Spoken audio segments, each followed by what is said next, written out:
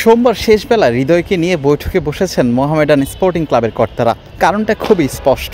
হৃদয় গত এক সপ্তাহ জুড়ে বাংলাদেশের ক্রিকেট পাড়ায় আলোচনার কেন্দ্রবিন্দুতে।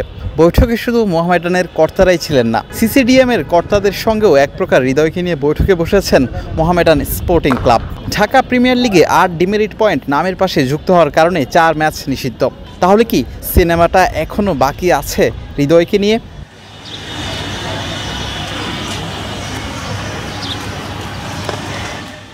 আইসিসির এলিট প্যানেলের আম্পায়ার সৈকতের সঙ্গে বিতর্কিত কর্মকাণ্ডে হৃদয় নিষিদ্ধ হয়েছিলেন।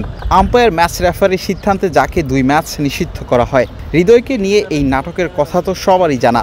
এক ম্যাচ নিষিদ্ধ থাকার পর আবারও পরের ম্যাচ খেলেছেন। এই ক্যাপ্টেনকে নিয়ে তামিম ইকবাল শেষ পর্যন্ত প্রেস কনফারেন্সও করেছেন, যেখানে হৃদয়ের শাস্তিটা পেছানো হয়েছিল। বলা হয়েছিল ঠিক পরের মৌসুমে কোনো একটা ম্যাচে তিনি নিষিদ্ধ থাকতে পারেন। গল্পটা তখনও শেষ হয়নি।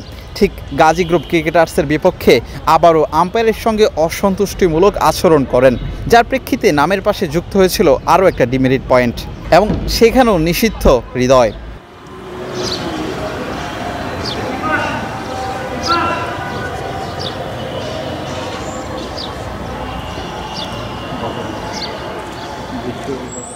কি আবারও নতুন কোনো সংবাদ আসতে যাচ্ছে? বৃষ্টির কারণে আজ তেমন একটা অনুশীলন করতে পারেননি মোহামেডানের ক্রিকেটাররা, কিন্তু এই কর্তারা শেষ পর্যন্ত ছিলেন। বৃষ্টি উপেক্ষা করে মাঠ ছেড়েছেন একেবারে পরন্ত বিকেলে। তার আগে এই হৃদয়কে নিয়ে অনেক কথা হয়েছে। আপনারা হয়তো ইতিমধ্যেই জানেন, কাল ঢাকা ডার্বি, যে ম্যাচটার মাধ্যমে শিরোপার নিষ্পত্তি হবে। আবাহনী মোহামেডান প্রতিদ্বন্দ্বিতামূলক ম্যাচ, মহা গুরুত্বপূর্ণ ম্যাচ। সেই হৃদয়কে কি কোনোভাবেই খেলানো যায়? এমন কোনো কিছুই কি আসলে আলোচনা হয়েছে? ঠিক কি আলোচনা হয়েছে? হৃদয় কি আসলে কোনোভাবেই খেলবেন কিনা তেমন একটা জানা যায়নি এসব ব্যাপারে। মঙ্গলবার হয়তো সব প্রশ্নের উত্তরই পাওয়া যাবে। মিরপুর হোম অফ ক্রিকেট থেকে বিলাল হোসেন শিমুল, ক্রিকেট 97।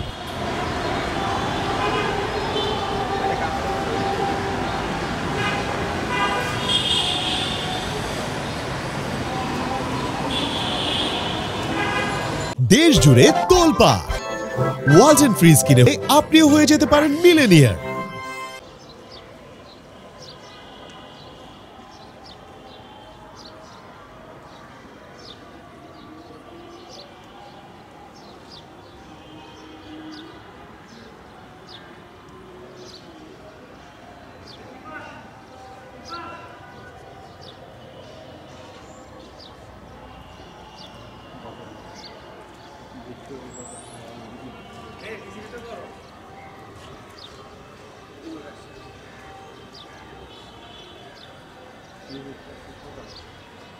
Good.